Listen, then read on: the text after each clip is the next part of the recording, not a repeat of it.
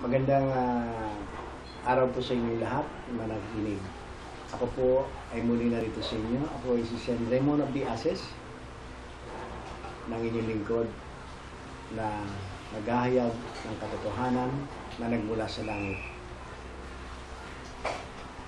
Ako po ay narito hindi upang sirain ang inyong pananampalataya o anuman, maging anuman wika ninyo dito sa buong mundo. Inahayag ko lamang po upang ito'y inyong matalos na panahon na upang tayo magising sa isang katotohanan. Huwag na po tayong magpakadigaw ng ating landas.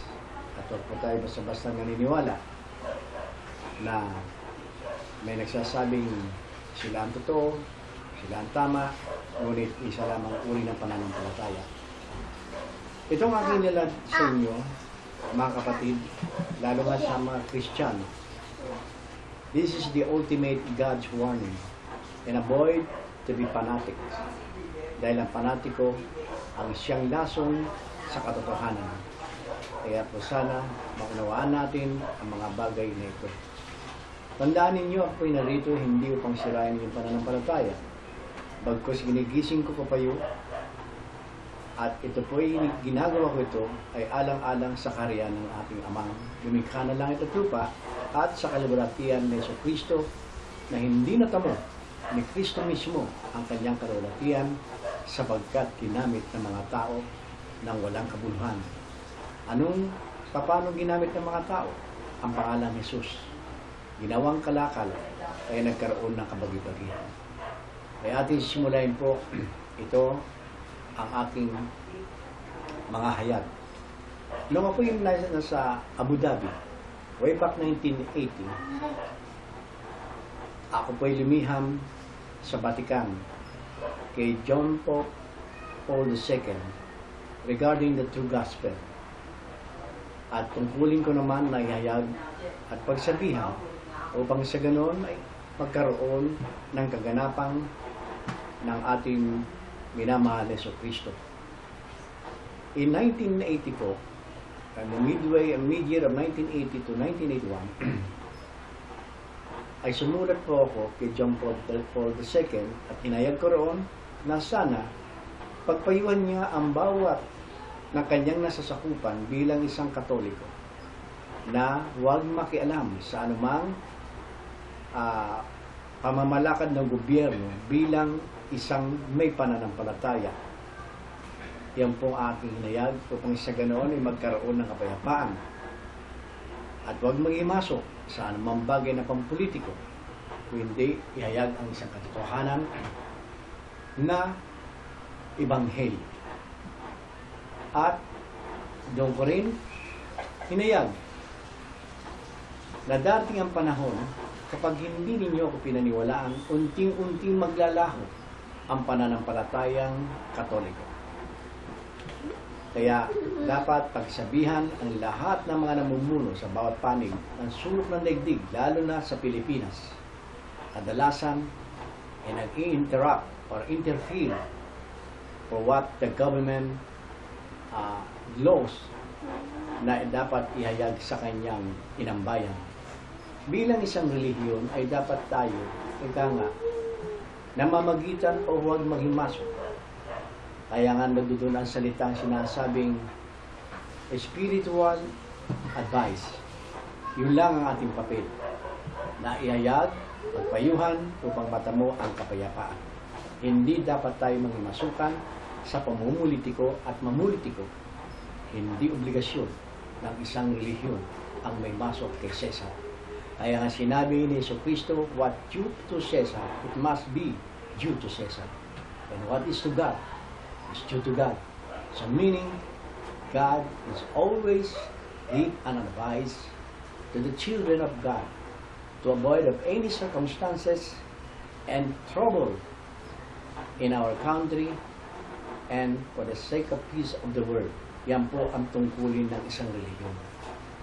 At doon ko rin naisulat na sinasabi ko, na-predict ko na ang tubig na kakailanganin ay hindi kakailanganin. Ang lupang kailangan ay hindi kakailanganin. At ang hangin na kakailanganin ay hindi kakailanganin. At ang apoy na kailangan ay hindi rin kakailanganin. Yan po yung mga parable. During that 1980 po, yan pong hinayag ko. Matalinghaga, ang sinasabi ko, ang lupa na hindi kailangan, ang lupang kailanganin ay hindi kakailanganin. Yan po ay sinasabing mga earthquake, mga paggiba ng lupa, pagbiyak. Yan ang sinasabi ko, mga prediksyon ko. At ang tubig na kailangan ay hindi kakailanganin. Yan po ang ibig sabihin ng tsunami mula sa dagat, ulan, baha, yon. At ang apoy na kailangan din natin ay hindi rin kakailanganin. Yan ang sinasabing mga eruption, mga vulkano, at mga digmaan. Yun po ay mga apoy. At ang hangin na kakailanganin din natin ay hindi rin kakailanganin, sapagat yun ay babalot ng laso na kikitil ng bawat buhay sa buong sanlibutan dahil sa kagagawan ng mga tao na walang kasiyahan. Yan po ang nahihayag ko at pinadala ko sa Vatican way back 1980 to 81. At may nagsabi nga, baka itapon na sa basura ang iyong liham. Ang sabi ko naman, kung sakali man mabasa nila sa Vatican ang aking liham na yan ay mula sa Abu Dhabi, ay tiyak na tiyak po, hindi makakapasok sa buhay na walang gan ang sino man magbasura sa liham kong ipinamahagi sa Vatican. At kung meron man nakababasa ron, sana naman manindigan siya at sabihin ang katotohanan na ako'y minsan na nagpayo sa kanila. Hindi po ako narito upang ako'y magpakilala, upang ako'y sumikat. Hindi ko po kailangan ng isang kasikatan. Ang kailangan ko po ay kapayapaan ng sanlibutan at kaligtasan ng bawat kaluluwa at ihayag ang isang katotohanan. Yan po ang aking pakay upang magkaroon ng pagkakaisa ang mga Kristiyano. Hindi dapat magkaroon ng kabagi-bagihan. Yan po ang aking layunin na ipinadala ko sa Vatican noong 1980, in the midway of 1981. I was in Das Island in Abu Dhabi as a luggerman. Yan po yung oil refinery. Ngayon, regarding of the hell, excuse me, tungkol sa impyerno, sa totoo lang po, totoong may impyerno. Kaya po narito at tumata yung nagpapatotoo. Ang impyerno po hindi nilikha ng Diyos para kay Lucifer. Tandaan po natin yun. Ang impyerno ay nilikha ay para sa mga taong masasama. So when you saw the real hell, there's no such, and even the shadow of Lucifer, and even ang mga alagad ni Lucifer, wala po kayong makikita.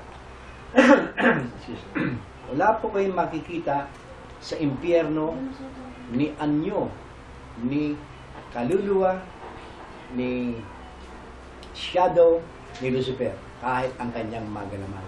Alam ba ninyo, ang makikita nyo sa impyerno ay ang mga alagad ng Diyos, ng mga anghel na pumaparusa sa mga taong masasama na gumagawa ng kaguluhan sa sanlibutan na nilikha ng Diyos. Yan po ang tunay na impyerno. Kasi kung sasabihin po natin, ang impyerno na doon si Lucifer, contrary na po yan. Si Lucifer nagpapairal ng masama, ng kasamaan, upang sa ganun ay kanyang masakupan at mabuo ang kanyang kaharian. Bakit siya maghuhusga sa mga taong gumagawa ng masama? Contrary. So, this is the truth. The hell, you never saw Lucifer. It was the angel of God. Yan po ang nagpaparusa sa mga tao. And bear in mind, hindi po nagbibiro ang Diyos sa inyo. Kung kayong mga tao, pagpalagay po natin isang pamilya, kayo ba kung kayo ay nangarap na magkaroon ng pamilya, nung nabuo ang pamilya ninyo, tinindig ninyo isang tahanan, ni minsan hindi kayo nag-isip na lumikha ng isang bilangguan para sa mga anak. Hindi ba yan? Nagkaroon lamang ng bilangguan na nilikha din ng tao dahil sa kasalanan na kaganapan nagaganap. Kaya gobyerno ang gumawa ng bilangguan. Yan ang bilangguan It's equivalent of purgatory. Ano ang pinaka-impyerno sa tao? Yung daling ka sa hiwaig, wala ka na pong kapatawaran doon. Hanggang sa kamatayan mo, hinihintay mo na lang doon sa tinatawag na hiwaig. So the same as in God also. So, may unjustly, nang nagkaroon ng kasalanan ng mga tao, doon nagkaroon ng bilangguan sa makasalanan. At ang impyerno, yun po'y kadiliman, wala po kayong makikita doon na iniisa man, basta marinig ninyo na sigaw at hinaing, uhaw at gutom ang mga tao. Kung naririnig ninyo, ay parang sa tabi mo lang, ngunit hindi mo sila nakikita. At ang amoy ay sophisticated na sinasabi nating sulfur o asopre, usok ng asopre, mainit na mainit, yun lang ang nararamdaman. Ngunit ni segundo, wala po kayong maramdaman ng kaginhawaan ni ultimo na sinasabing kapahingaan. Wala pong kapahingaan sa impyerno. Magkakaroon lamang ng kapahingaan kapag dumating na ang judgment day. Baka sakali, wakas na ang buhay mo. Yan po ang tunay na impyerno. Wala po kayong makikitang demonyo roon. Wala po kayong makikita roon mga may sungay o Lucifer. Wala. It was the angel of God na nagpaparusa sa mga taong makasalanan. Ngayon, regarding of kingdom of Lucifer, anong makikita natin ang kingdom? Si Lucifer po ay nagpapairal ng masasama. Ito po ang mga klaseng tao na magkakaroon ng kaharian si Lucifer. Lalo yung mga against of each other in the name of the Lord thy God. Yung mga naninira ng kapapananampalataya, yan po ay mga pakawala ni Lucifer yan para sirain ang hadikain ng Diyos. Mga gun runner, mga drug trafficking, mga hold-up, sex slavery, and so many things. Yan po ang kingdom of Lucifer. Siya po nagpapairal hanggang sa mga musmus na bata ay nire-rape dahil diyan nalalapit ang kaharian ng Diyos. Kaya kinakailangan sirain ang mga musmus na mga batang yan upang hindi mabuksan ang kaharian ng Diyos sa kanyang mga anak dito sa liputan. Kaya sinisira nung araw, wala po kayong naririnig na anak ako nire-rape ng isang magulang at pinapatay. Ngunit ngayon meron na. Kaya yan sinasabi ko sa inyo mga kapatid, ang katotohanan na ang kaharian ni Lucifer na ang mga gawaing masasama. Yung mga alapastangan ng mga anak sa kanyang mga magulang, mapagsumba, mapangpanakit sa mga magulang, mga asawang nananakit sa kanyang mga asawa at minamahal. Yan po ang mga galamay ni Lucifer, kailanman hindi matatawad at patatawarin. Tandaan po niyo, hindi po ako narito upang manakot sa inyo. Ako'y narito upang i-testify sa inyo ang isang katotohanan na kaganapan. Ngunit para inyong maintindihan kung totoo lahat ng sinasalaysay, please open mind. You should not adapt yourself to be fanatic so that you could able to see what is the truth and the light of everlasting life. Kaya yung sinasabi ko sa inyo, huwag maging panatiko. Ang panatiko siyang laso sa katotohanan. So, bear in mind, ang lahat na nasa sakupan ni Lucifer ay ang mga sinasabing mga slavery, sex slave, etc., human trafficking, dinadala sa mga red house, masasamang gawain, mga kadiliman, ganyan, yung mga basugulero, o yung mga implementation of war, para sila yumaman, yan po ang pakawala ni Lucifer. And they are one of the Lucifer kingdom. Yan po ang totoo niyan. But remember, hindi kayang madaig ang isang masama o kasalanan sa isang katotohanan ng Diyos na sinasabi. Kaya, ito po ay pinaliliwanag ko sa inyo. Kaya, alalahanin po natin, lalo na po, ang mga Kristiyano nagkabagi-bagihan, naninira ng kapapananampalataya, yan po ay kalakip ni Lucifer. Yan po ang katotohanan po, mga kapatid. So remember, why God destroys Sodom and Gomorrah, and especially Noah. The flood came out of the whole world. So, ito ay hindi po katang-isip na nilathala lamang sa Biblia upang panakot sa mga tao. Ang Sodom and Gomorrah ay sinunog yan ng Diyos. Hindi upang, it means like a playing game to the people on earth. No. Ito po, tandaan po natin. Bakit sinunog ng Diyos? Dahil dyan, babae sa babae, lalaki sa lalaki, ultimo sanggol, sinunog ng Diyos yan. Walang kapatawaran, walang tawad na sinunog. So, in this generation, why they allowed yung sinasabing pakasal ng babae sa babae, lalaki sa lalaki? Do you mean to say God is playing game with you and then he was destroyed the Sodom and Gomorrah and Noah just for a fun? Kung patatawarin ng Diyos yun, paano na may sinunog niya ng panahon na yun? Ng panahon ni Sodom and Gomorrah at ng panahon ni Noah. Huwag po sana natin kalilimutan ang mga bagay niyan. Ang Diyos hindi po nakipagbiruan sa inyo. Bear in mind, wala sa huli ang pagsisisi. Okay, because that is human rights, according to them. And what is the law?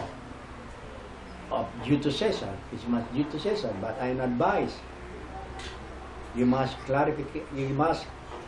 clarify very clear before you open or announce the law. Isipin niyo mabuti kung nararapat ba ang babae sa babae, lalaki sa lalaki.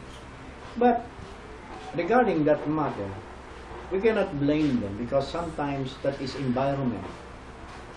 Dala ng kanilang mga magulang, kaya doon nagkakaroon ng develop of feelings. Yan po totoo. Katulad na halimbawa, ang isang mag-asawa, ang sabi ng babae, gusto ko magkaanak ng lalaki. Ang isa naman babae, nagkataon ni babae, gusto niya siya lalaki. So, binibisan ba nila pang lalaki? So, nagkakaroon ng mental distraction and feeling doon na-develop ang isang tao. Meron ding iba dyan na magulang din, babae ang kanilang anak, at kung ayaw nga nilang magkaroon ng boyfriend, kasi ang hinahabol nila, sustentuhan sila hanggang sa pagtanda nila. So, yung babae instead na tumanggap ng boyfriend, kaya tumanggap ng babae. So, nagkaroon ng develop hanggang sa siya'y naging tomboy. Maraming nangyayari sa ganon. Kaya ako ito'y pinaliliwanag. Kung sakali man dumating sa inyo ang mga bagay na yan, yan po yung pagsubok. Paglabanan ninyo. Paglabanan ninyo ang mga bagay na yan. Kaya, yan po, hindi ka gusto ng Diyos na maging tumboy ka o maging bakla ka man. Remember Sodom and Gomorrah and Noah's Ark na maraming namatay. Pangangalunya niya lahat ng bagay. At tandaan po natin, iwasan natin ang mga bagay na yan. Ako'y naririto, sinesertified ko lang and correct the law and the wills of God. Yan po ito. Hindi po nakipagbiruan ang God sa tao. Kaya huwag po natin baguhin ang batas ng Diyos. Dahil hindi nyo nakausap ang Diyos. So, sa pamamagitan ng Sodom and Gomorrah and the flood of Noah's Ark, yan po ang in-analyze po ninyong mabuti. Bago kayo magbukas ng isang batas. Kung nararapat o hindi. Yan po ang isang katotohanan na hinahayag ko sa inyo. So, remember, the Noah's Ark and the Sodom and Gomorrah is not a playing game to his children on earth. So, ngayon, did those separated believe in one Christianity? Are they will be saved? Like as follow, Catholic, El Shaddai, Iglesia ni Cristo, Born Again, Dating Daan, and so many na mga religion. But it's only one belief. It is in Jesus' name, yan ang Christianity. Sila po yung maliligtas. Alam mo ninyo, mga kapatid, kaya ako hinahayag ito. At ako'y naririto upang gisingin ko kayo sa isang katotohanan. Wala pong kaligtasan ang sino man nagkaroon ng kabagi-bagihan na may isang uri ng pananampalataya, lalo sa pangalan ni Jesus. So, maliligtas ba ang nagkakaroon ng kabagi-bagihan ng isang uri ng pananampalataya ng Kristiyano? Katulad ng mga Katoliko, El Shaddai, Iglesia ni Cristo, Born Again, Dating Daan, Mormons, at marami pang ibang uri ng pagkakabagi-bagihan ng isang uring pananampalataya lamang Kristiyano. Kaya para natin malaman at maintindihan kung bakit ko nasabing walang kapatawaran po. Isa, ilagay po muna bago ko babasahin sa aklat ng katotohanan at buhay ng Biblia tinatawag, ay nais ko lang ipaliwanag ko lang sa inyo. Ginagalang ko ang Katoliko. Saludo ko sa kanila sapagkat sila kauna-una nagdala ng cross sa buong sanlibutan. Pinakamaraming simbahan, yan po ang totoo. Wala pong masasabi. Ngunit ang aking katanungan, bakit kinakailangan maraming mga sangay na isang uri lamang na tinatawag na Katoliko? Katulad na may El Shaddai, Charismatic Christian Born Again, Soldier of Christ, Couple of Christ, Couple of Youth for Christ, so many, Encorcialista, lahat. Bakit hindi ba kayang ipamahagi ang tunay na Ebanghelyo ang isang Katoliko? Ito po'y pinaliliwanag ko, hindi ko sinisira, ngunit inahayag ko lamang ang salamin ng katotohanan. Pinakamaraming pastor ang Katoliko ay mga pari. Pinakamaraming pastor ang Katoliko ay mga madre. Pinakamalawak na lupain na masasakupan upang itayo na ipamahagi ang salitang Ebanghelyong katotohanan. Pinakamalawak na simbahan sa buong sanlibutan. Ang tanong ko, hindi baga kaya ng isang Katoliko na ihayag ang isang katotohanan? Bakit kinakailangan pang may El Shaddai? At kung ating tatanawin ang lahat na ito, meron bang Biblia na to be continue? Ano ito, comics? Hindi kaya salapi ang iniiral ng isang tao at ginamit ang pangalan ng Diyos isang hanap buhay? At walang pagkakautang ang tao upang ang relihiyon ay maningil sa mga tao na kanilang paninilbihan. Pagpalagay natin, katulad ng born again, ilang sangay ng born again? Naging 4, marami na. Kinakailangan bang magkaroon ng ganong kabagibay kung tunay ang inyong hinahayag? Nagkaroon ng maraming mga salaysayin dahil maraming ni-revise. Meron kay King James, etc. Ang tanong ko, sila baga ay pinako sa cross upang iligtas ang mga tao? Ngayon kung totoong nakausap ninyo ang Diyos, bakit hinahayaan ninyong magkaroon ng kabagibagyan na isang pangalan lamang ng pananampalatayang Kristyanismo? Unawain natin mabuti ang mga bagay nito. Nagkagulo. Marami nagsasabi, may nagsasabing, ang aking aral daw ginugulo ko daw ang tao. Ngayon, unawaan ninyo kung sino nang gugulo.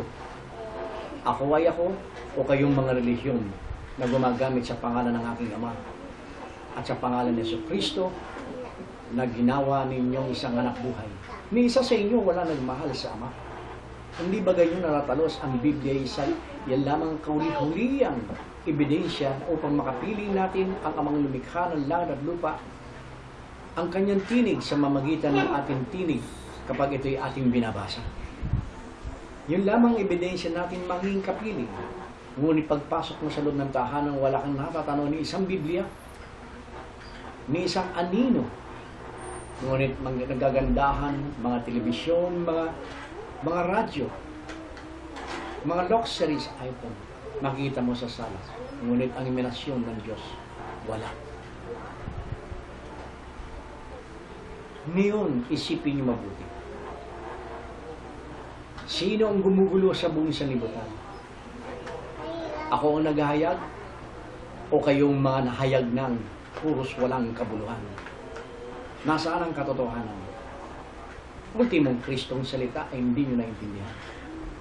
Upang mapatunayan natin kung ako ay nanggugulo o itong mga relihiyon. Tandaan na natin mga kapatid, unawaan niyo mabuti. Taasan ninyo ang antas ng inyong kaisipan at lawakan ninyo ang inyong pinag-aralan. Ako'y mababa lamang pinag-aralan. Grade 1 lang po ako. Sana huwag kayong maging katawa-tawa sa akin. Matagal nang nakasulat, almost 1,000 years na, ang nakasulat sa banal na kasulatan na sinasabing Biblia na aklat na buhay. Bakit hindi nyo hinayag sa mga tao? Bakit hindi kayong mga tao nakikita at nababasa ang mga bagay nito? Pakibasa lang, Sister Wing, sa Romans 16, 17, 18, 19, 20. 4 na pages yun, ha? Pakibasa lang po. Romans chapter 16, verse 17, 18, 19 to 20. Verse 17. Ngayon pinamamanhik ko sa inyo, mga kapatid, na tandaan ninyo yaong mga pinanggagalingan ng pagkakabahabahagi at ng mga katitisuran laban sa mga aral na inyong nangagpag-aralan at kayo'y magsilayo sa kanila. Sapagkat ang mga gayon ay hindi nagsisipaglingkod sa Kristong Panginoon, kundi sa kanilang sariling tiyan at sa pamagitan ng kanilang mabuting pananalita at maiinam na mga talumpati ay dinadaya ang mga puso ng mga walang malay. Sapagkat ang inyong pagtalima ay naging bantog sa lahat ng mga tao, kaya't nagagalak ako tungkol sa inyo. Datapwat ibig ko na kayo'y maging marunong sa kabutihan at musmos sa kasamaan. At si Satanas ay dudurugin ng Diyos ng kapayapaan sa madaling panahon sa ilalim ng inyong mga paa. Ang biyaya nawa ng ating Panginoong Hesukristo ay sumainyo. Kaya po ako narito pangyayag ang isang katotohanan, mga kapatid. Naintindihan ba ninyo? Maging si Hesukristo sabi nga dating araw, maraming mga huwad ang magpapanggap na may magsasabing ako'y naroon na rito. Huwag kayo magsisulugman o pumaroon sa kanila sapagkat ang kaharian ng Diyos ay nasa inyong pagkatao. So what does it mean? The kingdom of heaven is within you. Your faith in the name of your God, that is the kingdom of heaven itself. Excuse me. Yan po ang totoo niyan. Narinig na ninyo, lumayo kayo sa mga taong nagkaroon ng kabagi-bagihan. Hindi lang yan pang proof. Ito pa, sa unang Korinto, 1, 9 hanggang 18. Pakibasa lang, Sister Wayne. Unang Korinto, chapter 1, verse 9 to 18. Verse 9. Ang Diyos ay tapat, na sa pamagitan niya ay tinawag kayo sa pakikisama ng kanyang anak na si Hesukristo na Panginoon natin. Ngayon pinamamanhik ko sa inyo, mga kapatid, sa pamagitan ng pangalan ng ating Panginoong Hesukristo, na kayong lahat ay magsalita ng isa lamang bagay, at huwag magkaroon sa inyo ng mga pagkakabahabahagi, kundi kayo'y maglubos sa isa lamang pag-iisip at isa lamang paghatol. Verse 11. Sapagkat ipinatalasta sa akin tungkol sa inyo, mga kapatid ko, na mga kasangbahay ni Klo, na sa inyo'y may mga pagtatalo-talo. Ibig ko ngang sabihin ito, na ang bawat isa sa inyo ay nagsasabi, ako'y kay Pablo, at ako'y kay Apolos, at ako'y kay Sipas, at ako'y kay Kristo. Verse 13. Nabahagi baga si Kristo? Ipinako baga sa krus si Pablo dahil sa inyo? O binautismuhan baga kayo sa pangalan ni Pablo? Verse 14. Nagpapasalamat ako sa Diyos na hindi ko binautismuhan ang sinuman sa inyo maliban si Crispo at si Gayo. Verse 15. Baka masabi ninuman na kayo'y binautismuhan sa pangalan ko. Verse 16. At binautismuhan ko rin naman ang sambahayan ni Estefanas. Maliban sa mga ito, di ko maalaman kung may nabautismuhan akong iba pa. Verse 17, sapagkat hindi ako sinugo ni Kristo upang bumautismo, kundi upang mangaral ng Ebanghelyo, hindi sa karunungan ng mga salita, baka mawalan ng kabuluhan ng krus ni Kristo. Verse 18, sapagkat ang salita ng cross ay kamangmangan sa kanila na mga papahamak, ngunit ito ay kapangyarihan ng Diyos sa atin na nangagliligtas. Naintindihan ba niyo mga kapatid? Yan pong ibig sabihin na may kay Crispo, kay Crespa, kay Cleopas, kay Cristo, para bagang ako, pag pinag-usapan ninyo ang tungkol sa Diyos, sasabihin ninyo, ako sa Iglesia ng Cristo, ako sa Katoliko, ako sa El Shaddai, ako sa Born Again. Bakit? Sila ba ipinako sa krus upang iligtas ang inyong mga kaluluwa at magkaroon ng kapayapaan ng sanlibutan? Ganun po ang equivalent noon. Kaya unawain po natin, bilang mo 1,000 years na nakasulat sa aklat ng katotohanan, bakit ni isa sa inyo walang nalalaman at walang natatanaw sa aklat na buhay na nakasulat ng mga bagay na yaon?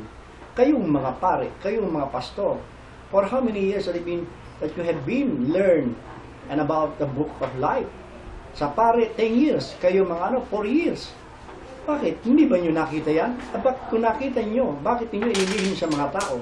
Bakit hindi nyo hinayag ang isang katotohanan? Ngayon sasabihin ninyo, kayo'y totoo, kayo maliligtas. Wala pong maliligtas. Gusto ba ninyo matanaw ang isang katotohanan kung totoong kayo'y maliligtas? Pakibasa nga lang sa John 19:10-11.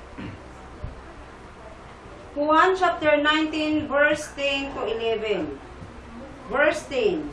Sinabi nga sa kanya ni Pilato, sa akin ay hindi ka nagsasalita. Hindi mo baga nalalaman na ako'y may kapangyarihan sa iyo'y magpawala at may kapangyarihan sa iyo'y magpako sa krus? Sumagot si Jesus sa kanya, anumang kapangyarihan ay hindi ka magkakaroon laban sa akin, malibang ito ay ibinigay sa iyo mula sa itaas. Kaya't ang nagdala sa iyo sa akin ay may lalong malaking kasalanan. So, tanda niya, mas malaking kasalanan daw nagdala kay si Kristo sa harapan ni Haring Pilato. Sino yun? Relihiyon po yun. Sino nagpapatay sa mga propeta? Mga relihiyon. Sino nagpapatay sa anak ng Diyos? Mga relihiyon. Kaya tandaan po natin yan. Ngayon, sino pumapatay sa inyo ngayon?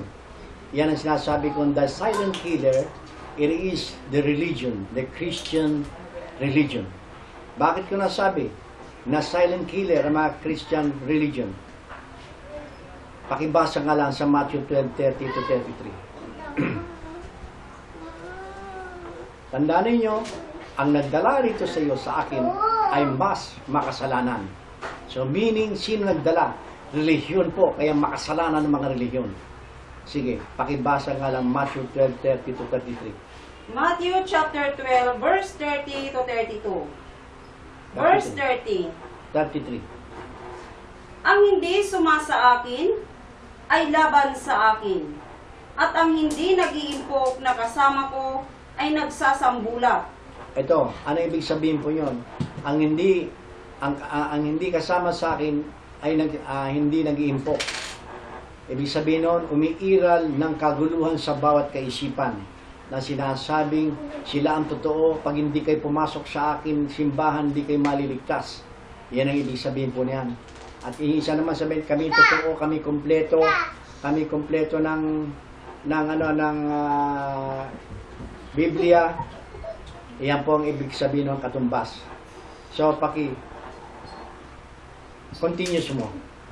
Verse 31. Kaya't sinasabi ko sa inyo, ang bawat kasalanan at kapusungan ay ipatatawad sa mga tao. Datapwat ang kapusungan laban sa Espiritu ay hindi ipatatawad. Verse 32, at ang sinumang magsalita ng isang salitang laban sa anak ng tao ay ipatatawad sa kanya. Datapwat ang sinuman magsalita laban sa Espiritu Santo ay hindi ipatatawad sa kanya kahit sa sanlibutang ito o maging sa darating.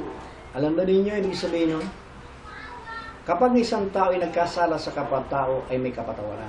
Ngunit kapag isang anak ng tao ay nagkasala sa banal na Espiritu Santo, kailanman ay walang kapatawaran. Even up to the next life, kung meron po kayong next life pang nakitira. Tandaan ninyo, wala na po kayong next life. Kayo mga Kristiyano na gumagamit sa pangalan ng Diyos na pang sariling kapakanan na hindi pang kapayapaan, kundi ito isang kaguluhan. Ako nagsasabi, San Ramon of the Assis. Ito po, Kaya ko nasabing walang kapatawaran ang lahat ng Kristiyano. Pag ikaw ay nanggaling sa isang uring pananampalatayang Kristiyano at lumipat sa isang pananampalataya ay the same Christian also, the same book, the same name of in Jesus' name, and then you against your previous belief, it is not the religion that you're against. It is the Holy Spirit.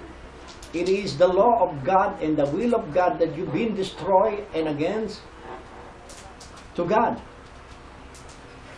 Dahil sino ang nagsulat sa Biblia, ang mga banal na propeta? Sino nag-guide? Ang Holy Spirit. Kaya nailagay sa banal na propeta.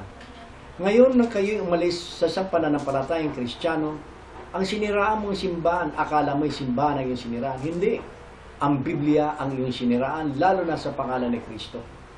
So, nagkaroon po kayo ng mabigat na kasalanan na kailanman hindi mapapatawad because you are against the Holy Spirit.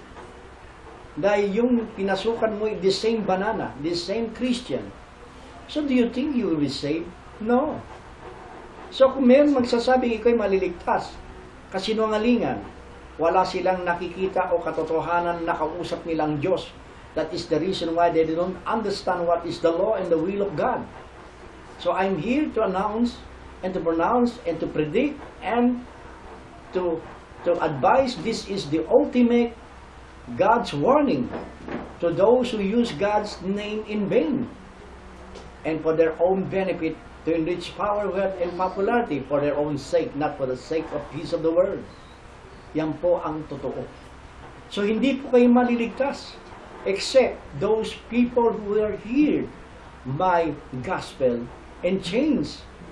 So, you have still time to be changed and renew the face of the earth. My brethren and my beloved brothers and sisters on earth. Yan po ang totoo niyan. Kaya ko sinasabi, kaya ako narito, hinahayag ko po ang batas ng katotohanan upang malaman po ninyo. So do you know what is the meaning of Christ? Kaya sinabi ni Kristo, O Pedro, ano bang binabalita doon sa labas ng mga taong mga ginamot ko? Ang sabi niya, ikaw ang incarnation ni John the Baptist, ikaw si Elias, ikaw si Jacob, ikaw naman anong pantasa mo Pedro? Ang sabi niya, ikaw ay si Kristo. So what does it mean, the meaning of the words of Christ? It is a Savior. So if you believe in Him, you are one of the Savior too.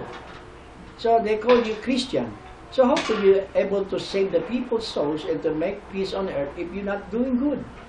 So in short and general, Christian or Christ, it is the peacemaker, not a troublemaker. The same what those religion on earth, the Christian way. Nagsisira sila, nag-aaway. Hindi pa nga alam po sino yung nagsasalita ron. At sinasabi nilang kulto. You see? And even the words of kulto, they did not understand.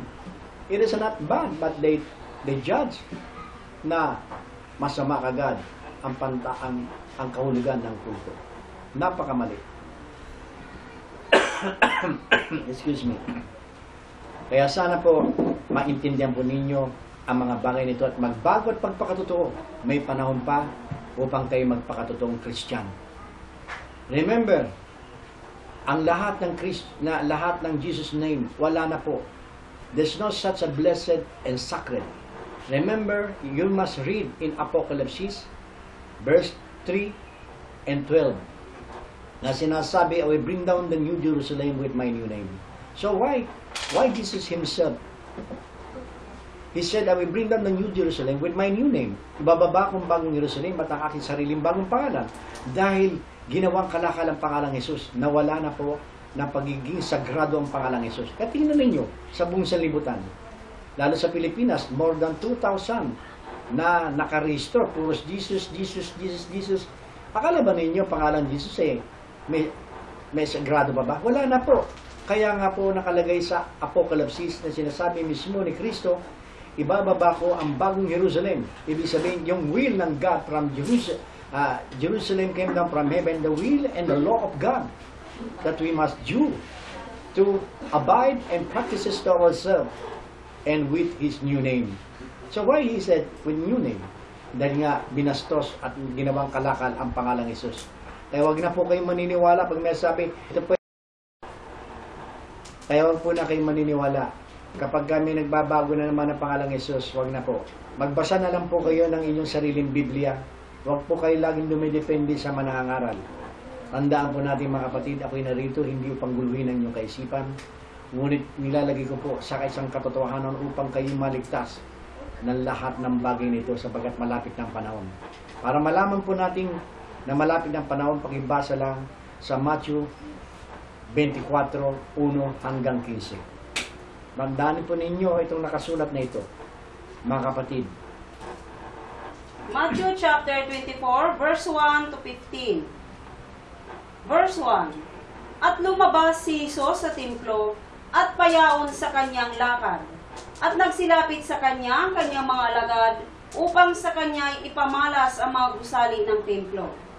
Verse 2. Datapwat siya'y sumagot at sa kanila ay sinabi, hindi ba ganinyo nakikita ang lahat ng mga bagay na ito?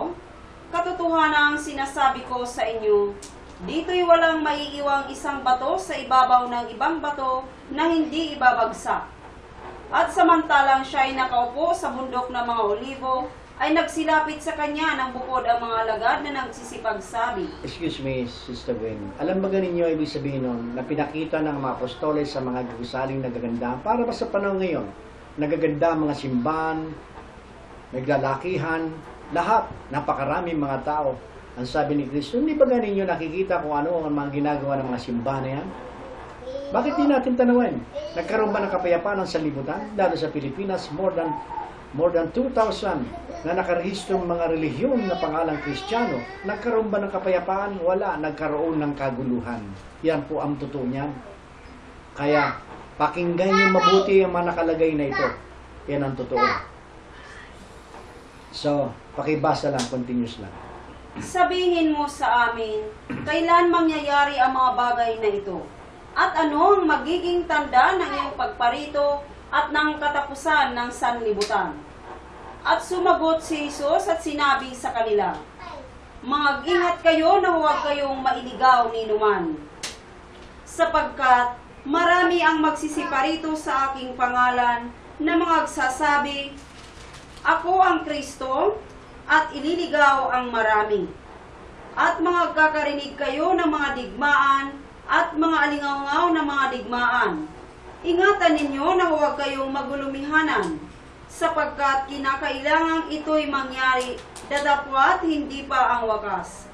Sapagkat magsisitindig ang bansa laban sa bansa, at ang kaharian laban sa kaharian. At magkakagutom at lilindol sa iba't ibang dako. Datapwat ang lahat ng mga bagay na ito ay siyang pasimula ng kahirapan. Kung magkagayoy, ibibigay kayo sa kapighatian at kayo'y papatayin. At kayo'y kapuputan ng lahat ng mga bansa dahil sa aking pangalan. Excuse me. Alam ba ganin yung wika niya kayo kapuputan? Yan po'y naganap na sa mga apostoles. Pero yung sinasabing bawat bansa, kaguluhan at kahirapan, digmaan, kingdom against kingdom, yan po ay nagaganap na sa Middle East. At mga lindol, mga baha, yan po'y nagaganap na sa kasalukuyan sa panahon ngayon. Yan po ang katotohanan. So, i-continuous mo pa ang pagbabasa. At kung magkagayoy, maraming mga titisod at mga kakanuluhan ng isa't isa at mga kakaputan ang isa't isa. At magsisibangon ang maraming bulaang propita at kanilang ililigaw ang marami. At dahil sa pagsagana ng katampalasanan, ang pag-ibig ng marami ay lalamig. Datapwat ang magtitiis hanggang sa wakas ay siyang maliligtas. At ipangangaral ang ebanghilyong ito ng kaharian sa buong sanlibutan sa pagparito sa lahat ng mga bansa. At kung magkagayoy, darating ang wakas. Alam mo ninyo, mga kapatid, yun ang sinasabi na magkakaroon ng mga lindol at baha. At kapag ka ito'y napamahagi na ebanghelyo, sa totoo lang, mga kapatid, hindi pa nagaganap ang ebanghelyong totoo. Dahil kung naganap na ebanghelyong totoo, may kapayapaan na po ang sanlibutan. May pagkakaisa na ang mga Kristiyano. Hindi na nagkakaroon ng kabagi-bagi kapag naganap na ang tunay na ebanghelyo. Alam ba ninyo ano ebanghelyo? Ito po aking ihiiral, ito po ang ebanghelyong sinasaad. Ano ang ebanghelyo? Ang kapayapaan, pag-ibig sa isa't isa na manumbalik sa puso at pagmamahal ng Diyos. Pagkaisa na may isang uling pananampalatayang Kristiyano. Hindi dapat nagkaaway-away. Katulad nga sinasabi, love your enemy. Love one another as I love you all. Di ba ga? Kaya nga sinabi ni Kristo doon sa John 8 to 30 to 33, ang sabi nga niya, kung kayo manatili sa aking pananampalataya, doon ko kayo makikilala na kayo aking mga alagad. So what does this mean? Meaning, you are one of the apostle, the savior of the world. You are not belong to the religion. You are belong to the word of God as a savior of the world. You are Christian. You are true savior of the world. Yan po ang meaning ng Christ and Christian. Kaya mga kapatid, those who believe in Christ, you are not belong to the word of religion. We are not the savior of religion. We are the savior of all mankind. That is the meaning of Christ and Christian. But remember, we cannot force to make in one believer in the whole world, or else there will be a war in God's name. With due respect, those what God chosen one in every corner of the earth, like Buddhist, Hindu, Jewish, Orthodox, Christian, Muslim, etc. That is equivalent of the kingdom of God. Yan po ang ibig sabihin po niyan. But we should due respect. And what Christ aimed in humanity way of each other, love one another. So that is in humanity. So kapag ito'y naintindihan ng bawat pananampalataya, nagtagumpay na si Jesus Kristo, and that is the time that we could able to call Him King of Kings in the silent mood as a Savior of the world. Yan po ang tunay na kahulugan ng Christ or Christian. Sana mga kapatid, maintindihan po natin ito ang aking mga ginagawa at aking mga inayag. Hindi po ko nirito pangguluhin ang inyong kaisipan, bagkos ay inililigtas ko kayo sa tiyak na kamatayan. Ako si San Ramon of the Assis na nagsasaad sa inyo, unawain mainam bago kayong magsalita at gamitin ang inyong pananampalataya. So maraming salamat at sana naunawaan ninyo. Ito po ang huling yugto ng kabatasan ng Diyos. And this is the ultimate warning, the God's warning. So avoid to be a fanatic, so that you could able to save your soul and be real children of God and true Christian as the Savior of the world. So, have a good day to all of you. God bless you all. And please share these messages of mine to one another. This is the way how could we able to save in God. Let us spread this word, this gospel. Maraming salamat po sa inyo lahat. God bless you.